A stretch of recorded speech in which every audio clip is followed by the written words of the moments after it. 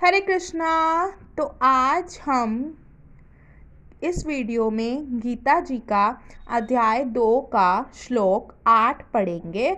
और अगर आपको ये वीडियो अच्छी लगती है तो आप इसको लाइक कर सकते हैं, शेयर कर सकते हैं और मेरे चैनल को सब्सक्राइब कर सकते हैं।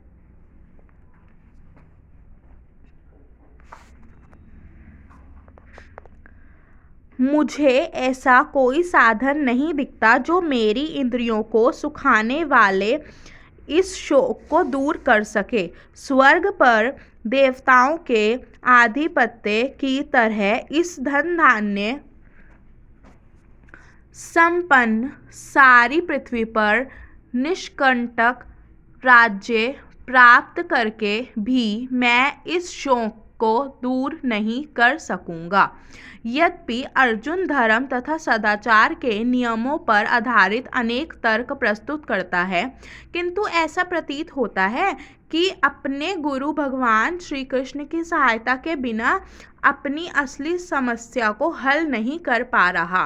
वह समझ गया था कि उसका तथाकथित ज्ञान उसकी उन समस्याओं को दूर करने में व्यर्थ है जो उसके सारे अस्तित्व शरीर को सुखाए दे रही थी।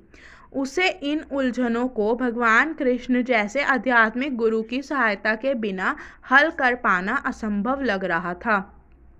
शैक्षिक ज्ञान, विद्वता, उच्च पद, ये सब जीवन की समस्याओं का हल करने में व्यर्थ हैं। यदि कोई इसमें सहायता कर सकता है तो वह एकमात्र गुरु। अतः निष्कर्ष यह निकला कि गुरु जो 100% कृष्ण भावना भावित हो वही एकमात्र प्रामाणिक गुरु है और वही जीवन की समस्याओं को हल कर सकता है।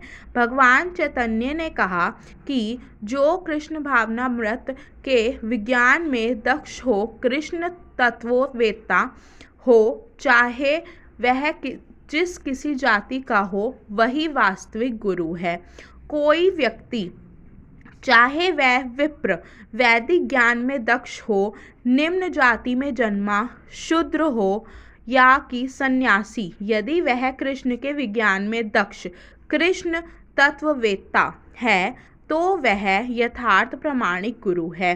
अतः कृष्ण तत्ववेत्ता हुए बिना कोई भी प्रामाणिक गुरु नहीं हो सकता।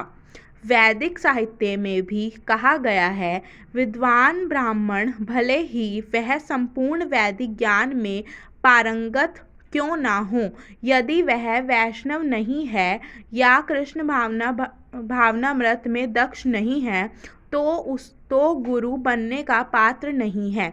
किंतु शूद्र, यदि वह वैष्णव या कृष्ण भक्त है तो गुरु बन सकता है। संसार की समस्याओं, जन्म जरा,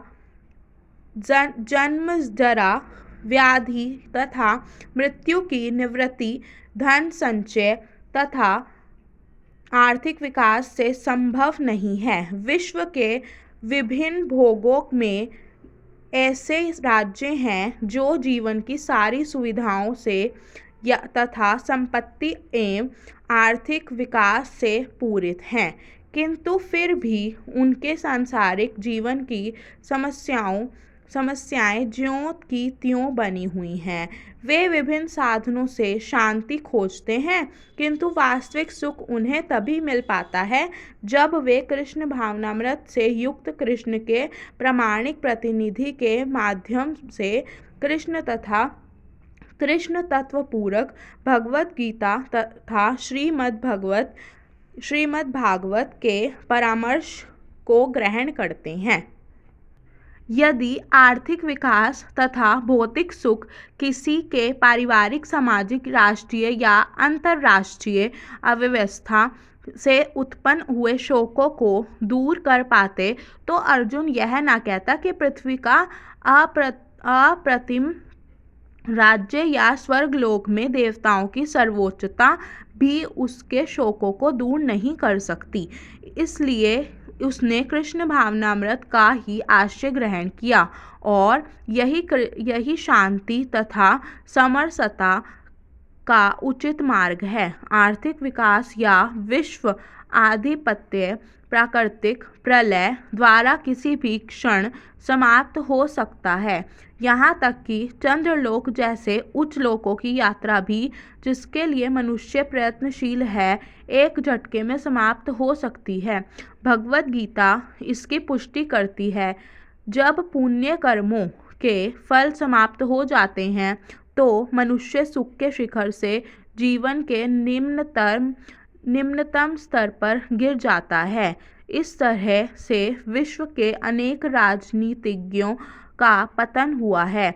ऐसे अंधपतन शोक का कारण बनता है।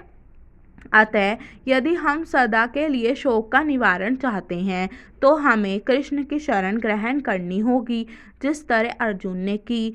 अर्जुन ने कृष्ण से प्रार्थना की कि वे उसकी समस्याओं का निश्चित समाधान कर दे, और यही कृष्ण भावनामृत की विधि है। धन्यवाद।